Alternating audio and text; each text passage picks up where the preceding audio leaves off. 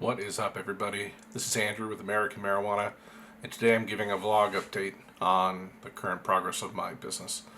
Not a lot has happened since our last update. I've been really focusing on other other areas of my life. The update on the business is that I'm currently waiting on numbers from my potential growers or potential white label partners. I'm waiting on the numbers from them so I can put that into my spreadsheet. Other than that, the business plan is done. But without the numbers, I can't say which is the best way to go. But the new idea I had was to consider using CBD as the gateway, because there are no licensing requirements for selling CBD. With the 2018 Farm Bill that the U.S. Congress passed, it legalized CBD as a it declassified it or separated it from THC and cannabis in general that is prohibited by the federal government, but they allowed CBD. So now that means anybody can sell CBD. Not everybody can produce it, but everybody can sell it. In the state of California, we have a lot of laws and a lot of regulations around the production and the cultivation of hemp, which results in CBD, but we don't have law that says anybody can grow CBD or hemp anywhere they want. That'll probably come eventually, but right now it's limited. It's still limited, especially on the state level. What else? So let's talk more about CBD. So my idea with CBD, as far as how to start a business there's a lot of different ways you can. You could focus nationally and do a nationwide digital marketing campaign that focuses on sort of analyzed and quantified sales and marketing integration. So if you spend $100 on marketing, does that result in more than $100 in profit from the resulting sales? That's kind of the theory of nationwide digital marketing. The other option is focusing on local markets. So I've lived here in the Bay Area for a long time, so I know a lot of the local sales channels, whether it's online or whether it's offline. And my thought was maybe doing some sort of offline marketing campaign that targeted a very small regional area with a regional brand, or with my national brand, but focus that brand on that small region and then see if you can turn a profit that way.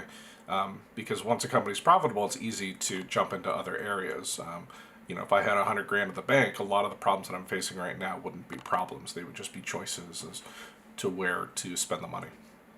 So if there's some way to turn this into a business, begin this with a business that's profitable, that's even better and unheard of in the early stages of the cannabis industry. So a couple thoughts I had.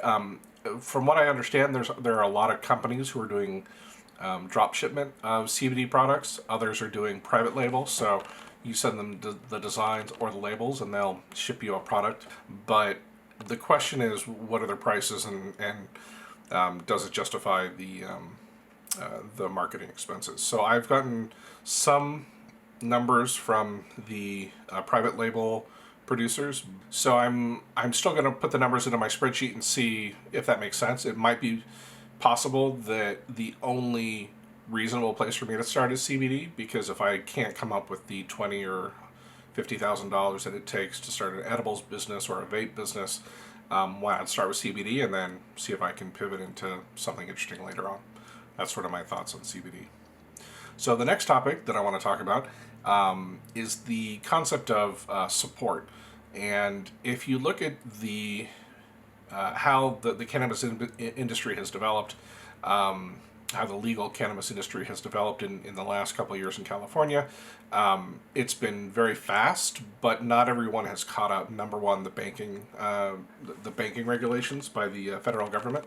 So the question is, what other areas of traditional business are not supportive of cannabis? And my guess is that there's a number of accountants who just won't touch it.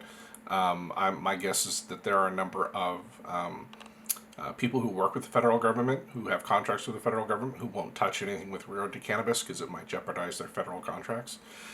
So what's going to change when federal prohibition is rolled back? How are those industries going to come running to try to, take the money from the cannabis industry? How is that going to change? I'm curious about that. But the other thing that I'm looking at is the general lack of support of the cannabis industry right now, both from the banking as well as from the stigma elsewhere, whether it's in the advertising space where the online companies won't take ads, or if it's local, right, where like local print ads won't take cannabis advertisements, right? I've seen that happen before.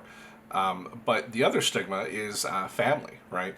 And if you don't have family members who can support you through this business, that's another limitation and another restriction that we as cannabis entrepreneurs face.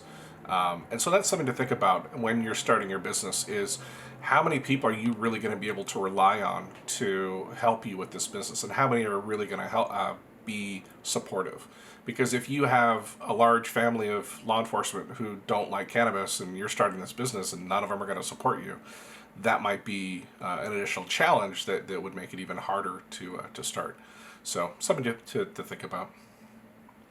The last topic I'm going to cover, it's not really a topic, but the last idea that I want to talk about is the concept of education. I've been thinking about where to get, who offers cannabis education. From what I understand, more colleges are starting to offer classes, and there is still the Oaksterdam University, which started in Oakland, and they give classes on everything. But what I like to do just in my personal life is I like to read textbooks, and so I'll go online and I'll try to find a syllabus of a class that I find interesting from a teacher who has really good experience in that field or a number of years working in that field. I haven't done that yet for cannabis, but I did find one textbook that I'm starting to read, and it's really eye-opening to read about the endocannabinoid system and how the different areas of cannabis affect that. So the way CBD and the way THC are, interact with the endocannabinoid system are so different that it's fun to learn more about that. So that's it for me. I hope you guys have a great week, and look for another update next week.